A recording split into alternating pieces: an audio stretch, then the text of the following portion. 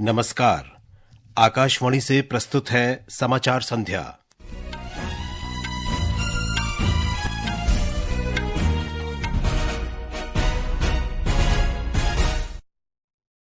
सरकार ने सतत कृषि और खाद्य सुरक्षा को बढ़ावा देने के लिए 1 लाख करोड़ रुपए से अधिक के परिव्यय के साथ पीएम राष्ट्रीय कृषि विकास योजना और कृष्णोन्नति योजना को मंजूरी दी। मंत्रिमंडल ने देश को तिलहन उत्पादन में आत्मनिर्भर बनाने के लिए खाद्य तेलों पर राष्ट्रीय मिशन को भी स्वीकृति दी।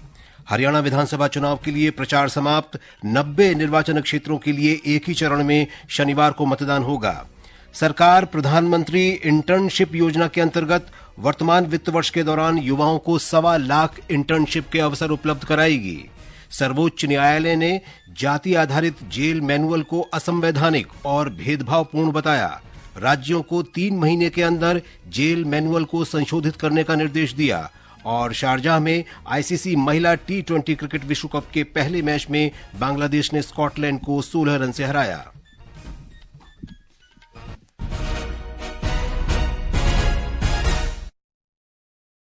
समाचार संध्या के साथ मैं विशाल शर्मा। केंद्रीय मंत्रिमंडल ने टिकाऊ कृषि को प्रोत्साहन देने के लिए 1 लाख करोड़ रुपए के कुल प्रस्तावित व्यय के साथ पीएम राष्ट्रीय कृषि विकास योजना को स्वीकृति दी है। मंत्रिमंडल ने खाद्य सुरक्षा में आत्मनिर्भरता हासिल करने के लिए कृष्णोन्नति योजना को भी मंजूरी दी। नई दिल्ली में सूचना और प्रसारण मंत्री अश्विनी वैष्णव ने कहा कि मंत्रिमंडल की बैठक में इसकी जानकारी दी। 2 बड़े एलिमेंट्स हैं। एक तो है पीएम राष्ट्रीय कृषि विकास योजना, दूसरी है कृषि उन्नति योजना। आप दोनों के दोनों इन पिलर्स में देखेंगे 9 एलिमेंट्स हैं। इसमें से कई चीजें ढंग से देखेंगे उनका सीधा साधा एकदम सीधा कनेक्शन है किसानों की इनकम से, सस्टेनेबल फार्मिंग से, एग्रीकल्चर के प्रोडक्शन से और साथ ही साथ हमारे मिडिल क्लास परिवारों की थाली से। सरकार ने 10,103 करोड़ रुपए के परिव्यय के साथ वर्ष 2024-25 से 2030-31 तक के लिए राष्ट्रीय खाद्य तेल तिलहन मिशन को भी स्वीकृति दी है। श्री वैष्णव ने कहा कि ये निर्णय अगले 7 वर्षों में भारत को तिलहन उत्पादन में आत्मनिर्भर बनाने के उद्देश्य से लिया गया है। National mission on edible oils, oil seed, उसका सेपरेट स्कीम, जैसा मैंने आपको बताया, ये पूरा बुके है। इस फ्रेमवर्क के अलग अलग एलिमेंट्स के अलग अलग अप्रूवल्स हो रहे हैं। तो आज उसमें कैबिनेट में अप्रूव हुआ national mission on edible oils, oil seeds का। सरसों हो गई, सोयाबीन हो गया, मूंगफली हो गई और भी कई सारे ऑयल सीड्स हैं। उन सब के लिए total 10,103 crore rupees. Oil seeds basically edible oils form a very important component of our food security. Shri Vaishnav ने बताया कि मंत्रिमंडल ने चेन्नई मेट्रो रेल परियोजना के दूसरे चरण को भी मंजूरी दे दी। इस चरण में 118.9 किलोमीटर की नई लाइनों के साथ 128 स्टेशन शामिल होंगे।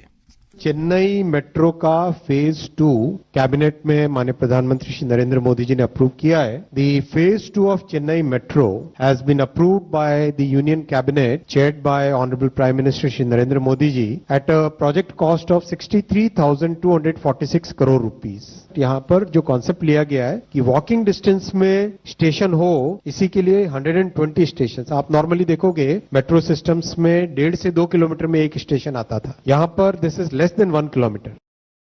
मंत्रिमंडल ने मराठी, पाली, प्राकृत, असमिया और बंगाली भाषाओं को शास्त्रीय भाषा का दर्जा देने को भी मंजूरी दी है। केंद्रीय मंत्री अश्विनी वैष्णव ने कहा कि ये देश की विरासत पर गर्व करने की नरेंद्र मोदी सरकार की परिकल्पना के अनुरूप है। मंत्रिमंडल ने लेटर ऑफ इंटेंट पर हस्ताक्षर करने को भी मंजूरी दी है। इससे भारत ऊर्जा दक्षता हब में शामिल हो सकेगा। ये हब दुनिया भर में ऊर्जा दक्षता को बढ़ावा देने के लिए समर्पित एक वैश्विक मंच है। मंत्रिमंडल ने रेलवे कर्मचारियों के लिए 78 दिनों के उत्पादन से संबद्ध बोनस को भी मंजूरी दी है। बोनस पर 2,029 करोड़ रुपए का व्यय आएगा। प्रमुख बंदरगाह प्राधिकरणों और गोदी श्रमिक बोर्ड के लगभग 20,704 कर्मचारियों को लाभ पहुंचाने के लिए सरकार ने वर्ष 2020-21 से 2025-26 तक इन कर्मचारियों के लिए 200 करोड़ रुपए के कुल वित्तीय परिव्यय के साथ संशोधित उत्पादकता से जुड़ी पुरस्कार योजना को भी मंजूरी दी है। ये समाचार हमारी वेबसाइट www.newsonair.gov.in और हमारे न्यूज ऑन एआईआर ऐप पर भी उपलब्ध हैं। समाचार संध्या में आपका फिर स्वागत है। हरियाणा विधानसभा चुनाव का प्रचार आज शाम समाप्त हो गया। मुख्य निर्वाचन अधिकारी पंकज अग्रवाल ने कहा कि अब राजनीतिक दल या प्रत्याशी सार्वजनिक सभा नहीं कर सकेंगे और लाउडस्पीकर के इस्तेमाल पर भी प्रतिबंध रहेगा। श्री अग्रवाल ने कहा कि उम्मीदवार और चुनाव एजेंटों को छोड़कर पार्टी के अन्य कार्यकर्ता या नेता तथा प्रचारक संबंधित निर्वाचन क्षेत्र में नहीं रह सकते हैं। प्रचार बंद जो निर्धारित 48 घंटे होता है चुनाव की समाप्ति के समय से, तो उसमें प्रचार बंद होने के बाद वो किसी प्रकार का कैंपेन नहीं कर सकते। वो सिर्फ प्रिंट मीडिया के माध्यम से अगर प्रचार करना चाहते हैं तो कर सकते हैं, और जिसकी भी वो 127A के अंतर्गत जो जिला स्तर है या राज्य स्तर की जो कमेटी है उनसे उनका अप्रूवल लेना पड़ता है। तो ज्यादा वो होम टू होम कॉन्टेक्ट कर सकते हैं, इसके अतिरिक्त कोई प्रचार नहीं कर सकते। हमारे संवाददाता ने बताया है कि सभी राजनीतिक दलों ने आज प्रचार के अंतिम दिन अपनी पूरी ताकत लगा दी। हरियाणा में चुनाव प्रचार के आज अंतिम दिन विभिन्न पार्टियों के स्टार प्रचारकों ने अपने अपने उम्मीदवारों के पक्ष में जन समर्थन जुटाने के लिए जनसभाएं और रोड शो किए। असम के मुख्यमंत्री हिमंता बिस्वा शर्मा ने पलवल में, तो बीजेपी के प्रखर नेता योगी आदित्यनाथ ने जींद के सफीदों और कुरुक्षेत्र के शाहबाद में जन आशीर्वाद रैली को संबोधित किया। उत्तराखंड के मुख्यमंत्री पुष्कर सिंह धामी ने बल्लभगढ़ में, आम आदमी पार्टी नेता डॉक्टर सुशील गुप्ता और हरपाल सिंह चीमा ने थानेसर में, और जननायक जनता पार्टी के वरिष्ठ नेता नैना चौटाला ने पंचकुला में रोड शो किया। कांग्रेस के वरिष्ठ नेता राहुल गांधी ने नूंह और महेंद्रगढ़ में जनसभाएं की, तो कांग्रेस सांसद उपेंद्र हुड्डा ने कालका में जनसभा को संबोधित किया। भारतीय जनता पार्टी ने कांग्रेस पर परिवारवाद, भ्रष्टाचार और झूठ फैलाने के आरोप लगाए, तो कांग्रेस ने संविधान बदलने और बेरोजगारी का मुद्दा प्रखरता से उठाया। अश्विनी कुमार शर्मा, आकाशवाणी समाचार, चंडीगढ़। राज्य की सभी 90 विधानसभा सीटों पर शनिवार को मतदान होगा। सुबह 7 बजे से शाम 6 बजे तक वोट डाले जा सकेंगे। निर्वाचन आयोग ने कहा है कि जम्मू कश्मीर विधानसभा चुनाव के तीनों चरणों में कुल 63.88% मतदान हुआ।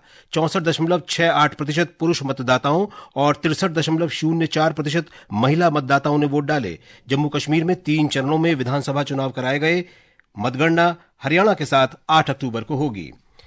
सरकार ने प्रधानमंत्री इंटर्नशिप योजना के पायलट प्रोजेक्ट का आज शुभारंभ किया। योजना का उद्देश्य 5 वर्षों में देश की शीर्ष 500 कंपनियों में 1 करोड़ युवाओं को इंटर्नशिप के अवसर प्रदान करना है। सरकार ने इसके लिए 800 करोड़ रुपए की राशि निर्धारित की है। सरकार का लक्ष्य वित्त वर्ष 2024-25 में 1.25 लाख इंटर्नशिप देने का है। योजना को pminternship.mca.gov.in पोर्टल के माध्यम से लागू किया जाएगा। उम्मीदवार इस महीने की 12 से 25 तारीख तक आवेदन कर सकते हैं। इसकी अवधि 12 महीने की होगी। एक रिपोर्ट। प्रधानमंत्री इंटर्नशिप योजना का उद्देश्य युवाओं की रोजगार क्षमता और कौशल को बढ़ाना है। इसके तहत प्रशिक्षुओं को प्रति माह 5,000 रूपए की वित्तीय सहायता प्रदान की जाएगी, जिसमें 4,500 रूपए सरकार द्वारा और शेष 500 रूपए का भुगतान कंपनी द्वारा किया जाएगा। इसके अलावा इंटर्नशिप शुरू करने पर 6,000 रूपए की एक मुफ्त अनुदान राशि भी सरकार द्वारा दी जाएगी। इंटर्नशिप अवधि के दौरान प्रशिक्षुओं को प्रधानमंत्री जीवन ज्योति बीमा योजना और प्रधानमंत्री सुरक्षा बीमा योजना का भी लाभ मिलेगा। इस बीमा राशि का भुगतान सरकार द्वारा किया जाएगा। आनंद कुमार, आकाशवाणी समाचार, दिल्ली। गृह मंत्री अमित शाह ने कहा है कि देश में पिछले 10 वर्षों के दौरान आंतरिक सुरक्षा व्यवस्था में व्यापक बदलाव आया है। 3 प्रमुख हिंसाग्रस्त क्षेत्रों जम्मू कश्मीर, पूर्वोत्तर और नक्सल प्रभावित क्षेत्रों में हिंसा में रिकॉर्ड 70% की कमी आई है। गुजरात के अहमदाबाद में श्री शाह ने कहा कि इन क्षेत्रों में मृत्यु दर में भी 72% की कमी आई है। सर्वोच्च न्यायालय ने एक महत्वपूर्ण फैसले में कई राज्यों की जेल नियमावली में जाति आधारित भेदभावपूर्ण प्रावधानों को रद्द कर दिया है। इसमें कैदियों की जाति के आधार पर काम का आवंटन किया जाता है। एक रिपोर्ट। शीर्ष न्यायालय ने सभी राज्यों और केंद्र शासित प्रदेशों को 3 महीने के अंदर जेल नियमावली को संशोधित करने और जेलों में जाति आधारित प्रावधानों को हटाने का निर्देश दिया है। न्यायालय की पीठ ने कहा कि जाति के आधार पर कैदियों के बीच काम का वितरण भेदभावपूर्ण और असंवैधानिक है। न्यायालय ने कहा कि कैदियों के साथ बिना सम्मान के व्यवहार करना औपनिवेशिक विरासत का हिस्सा है। इसे समाप्त कर जेल अधिकारियों को कैदियों के साथ मानवीय व्यवहार करना चाहिए। न्यायालय ने पत्रकार सुकन्या शांता की याचिका पर जनवरी में केंद्र सरकार और उत्तर प्रदेश तथा पश्चिम बंगाल सहित 11 राज्यों से इस संबंध में जवाब मांगा था। समाचार कक्ष से सरफिरोजी।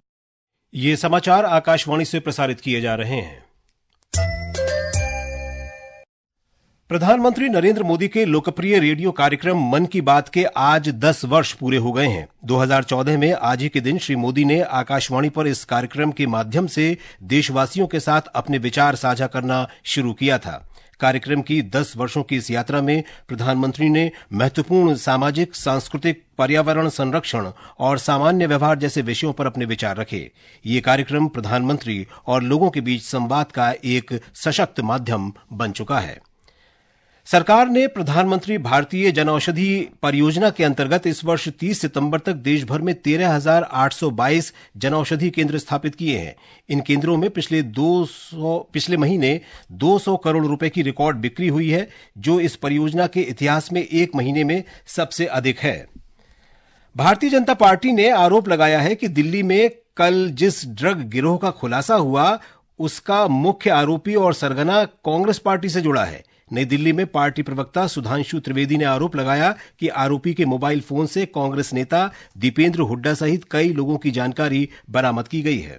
इंडियन यूथ कांग्रेस में मुख्य आरोपी तुषार गोयल का अपॉइंटमेंट लेटर है। ये 24 मार्च 2022 और महत्वपूर्ण बात यह है कि इस अपॉइंटमेंट लेटर में राहुल गांधी जी और सोनिया गांधी जी का भी जिक्र है। अब हमारा सीधे उनसे सवाल है, अगर ये आरटीआई सेल का चीफ था तो आज देश की हर जनता का ये राइट टू इंफॉर्मेशन है कि कांग्रेस पार्टी के साथ क्या संबंध।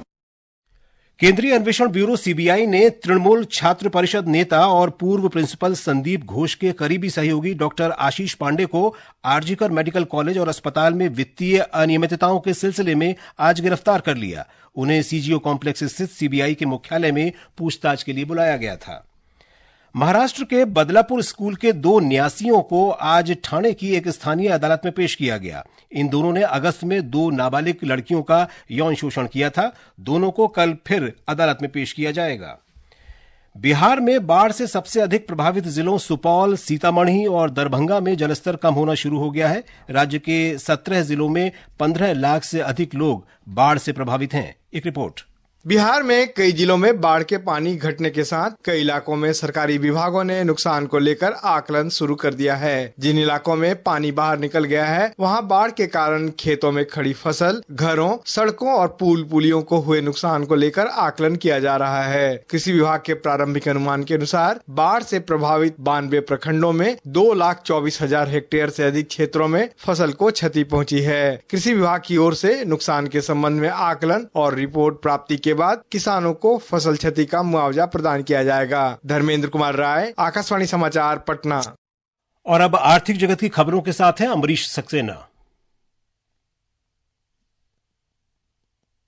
घरेलू शेयर बाजारों में चौतरफा भारी बिकवाली के बीच गिरावट का रुख आज लगातार चौथे दिन भी जारी रहा। बाजारों में 2 महीने की सबसे बड़ी गिरावट दर्ज की गई। दुनिया के बाजारों में कमजोरी और पश्चिम एशिया में बढ़ते तनाव के चलते ऐसा हुआ। बम्बई शेयर बाजार का सेंसेक्स 1,769 अंकों की गिरावट के साथ 82,497 अंकों पर बंद हुआ, जबकि निफ्टी 546 अंक लुढ़ककर 25,250 अंकों पर आ गया। प्रत्येक सूचकांक में 2.1% से अधिक की गिरावट दर्ज की गई। विदेशी मुद्रा बाजार में रुपया 14 पैसे कमजोर हुआ।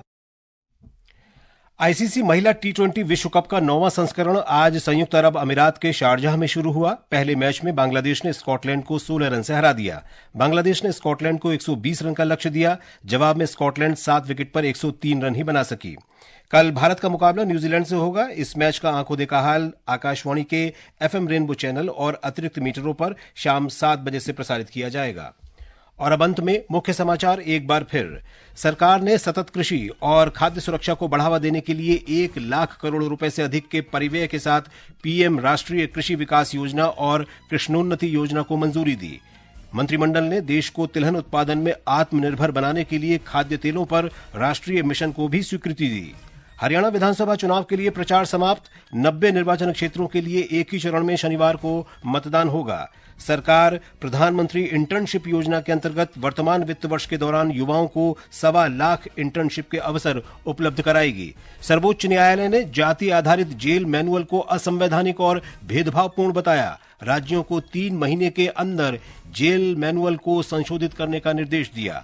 इसके साथ ही समाचार संध्या का ये अंक समाप्त हुआ। नमस्कार।